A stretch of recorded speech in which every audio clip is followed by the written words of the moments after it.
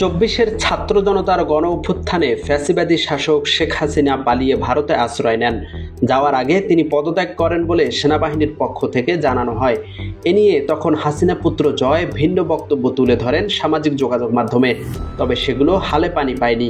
সম্প্রতি breaking news, বৈধ প্রধানমন্ত্রী শেখ হাসিনার পদত্যাগপত্র জাতিসংঘে জমা না দিলে সেনাবাহিনীর উপরে নিষেধাজ্ঞা শীর্ষক একটি দাবি সামাজিক যোগাযোগ মাধ্যমে ছড়িয়ে পড়ে।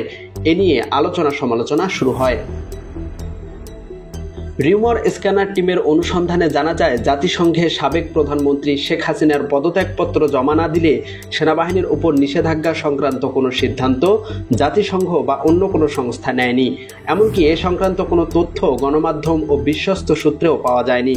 প্রকৃতপক্ষে কোনো তথ্য প্রমাণ ছাড়াই আলোচিত দাবিটি সামাজিক যোগাযোগ মাধ্যমে ব্যাপকভাবে প্রচার করা হচ্ছে। আলোচিত দাবিতে বলা হচ্ছে, গণ অভ্যুত্থানে পদত্যাগ করা সাবেক প্রধানমন্ত্রী শেখ হাসিনার পদত্যাগপত্র জাতিসংঘে জমা না দিলে সেনাবাহিনীর উপর নিষেধাজ্ঞা আসবে। এরূপ কোনো সিদ্ধান্ত জাতিসংঘ কিংবা অন্য কোনো সংস্থা বা দেশ নিলে সেটি আন্তর্জাতিক এমনকি জাতীয় গণমাধ্যমে অবশ্যই সংবাদ হওয়ার বিষয়।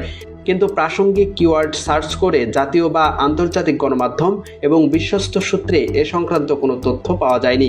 এছাড়া জাতিসংঘের ওয়েবসাইট, ইউটিউব চ্যানেল এবং সোশ্যাল মিডিয়া হ্যান্ডেলেও এ সংক্রান্ত কোনো তথ্য পাওয়া যায়নি। সর্বশেষ গত 19 অক্টোবর প্রথম আলোর ওয়েবসাইটে প্রকাশিত একটি প্রতিবেদন থেকে জানা যায়, জাতিসংঘের শান্তিরক্ষা কার্যক্রম বিভাগের মিলিটারি অ্যাফেয়ার্স দপ্তর নিউ ইয়র্কে বাংলাদেশের স্থায়ী মিশনে একটি চিঠি পাঠিয়েছে।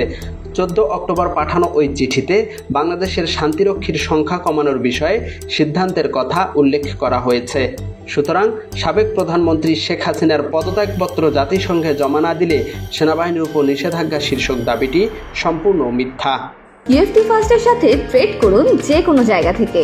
ক্যাম্পাসে ক্লাসের ফাঁকে, ঢাকার জ্যামে বসে কিংবা ঘরে বসে ট্রেডিং এখন হাতের মুঠোয়। তাই ট্রেড করুন যখন খুশি, যেখানে খুশি।